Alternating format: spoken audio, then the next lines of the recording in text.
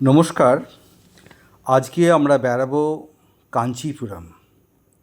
কাঞ্চিপুরমের কামাক্ষী আম্মান মন্দির আমরা দেখে নেব। কীভাবে চেন্নাই থেকে সহজেই পৌঁছে যাবেন এখানে সে কথা আমি বলবো। এই কাঞ্চি কামাক্ষী মন্দির হচ্ছে ভারতবর্ষের পবিত্রতম এক শক্তিপীঠ। এখানে দেবী পদ্মাসনে বসে থাকেন এবং এর চারদিকে চার প্রান্তে চারটি দরজা।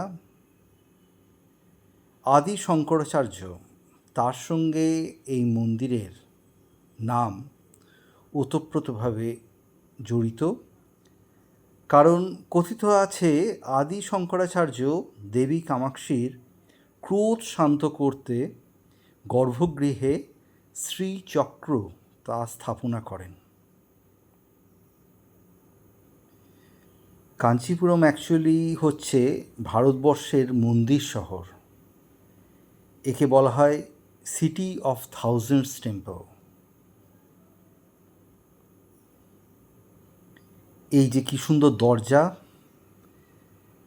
চারদিকে চারটে দরজা, এবং সাধারণত উত্তরের দরজা থেকে প্রবেশ করা হয়। এবং এর সময় যে সময়ে আপনারা যেতে পারবেন সেই সময়টা হচ্ছে দর্শনের সময় ভোর 5:30 থেকে দুপুর 12:30, আবার বিকেল 4টে থেকে 8:30। এবং অক্টোবর থেকে ফেব্রুয়ারি হচ্ছে সবথেকে ভালো সময়। এই নাট মন্দিরের দিকটা বেশ ফাঁকা ফাঁকা এবং খুব পুরনো আমলের তৈরি। পল্লব রাজারা যখন ছিলেন সেই আমলে তৈরি, এবং চোল রাজাদের সময় এর বিস্তার। সুতরাং ষষ্ঠ শতাব্দীর যে কারুকার্য পাথর খোদায়, সেই জায়গাটা দেখতে খুব ভালো লাগে। এই জায়গাটা শান্ত জায়গা, এখানে আমরা অনেকক্ষণ বসেছিলাম। এবং কাঞ্চিপুরমের আরও অনেক মন্দির আমি নিচে আমার ডেসক্রিপশানে দিয়ে দিচ্ছি। প্রচুর মন্দির আছে এবং আমি একে একে এর পরেও ভিডিও করে বলবো। এগুলো দেখতে খুব ভাল লাগবে। দেখুন কি শান্ত, যেন মনে হচ্ছে অনেক পুরনো দিনে চলে গেছি আমরা।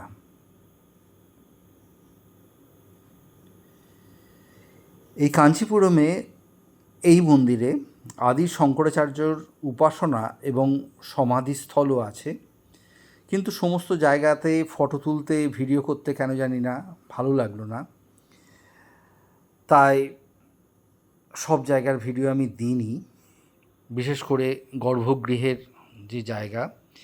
কিন্তু এর চারিপাশটা ঘুরতে অদ্ভুত লাগে। এই যে গাছের নিচে কি সুন্দর পুরনো মূর্তি, মনে হচ্ছে কত প্রাচীন যুগে যেন চলে গেছি। দেখুন কত পুরনো গাছ, তার পাশে সুন্দর এক জলাশয়, সেই জলাশয়ের মধ্যে সুন্দর ফোয়ারা। সুতরাং এই জায়গাটা পুরোপুরি ঘুরতে অনেকক্ষণ যেমন সময় লাগে, তেমনি দেখতেও অনেক সময় লাগে। কিভাবে যাবেন? যদি ট্রেনে যেতে পারেন তাহলে সকাল সকাল চেন্নাই এগমোর থেকে ধরে নিন ট্রেন, আর সন্ধ্যে 6টার সময় ঠিক আবার কাঞ্চিপুরম থেকে ট্রেন ধরবেন। আর উবেরের যদি রাউন্ড ট্রিপ নেন তাহলে আপনি খুব আরামেই 2 থেকে 2,500 টাকার মধ্যে ঘুরে আসতে পারবেন। এর পরবর্তীকালে আমি অন্যান্য মন্দির নিয়ে আপনাদের আবার ঘোরাবো। যারা দেখেছেন এতক্ষণ পর্যন্ত তাদের অসংখ্য অসংখ্য ধন্যবাদ। ভালো থাকবেন।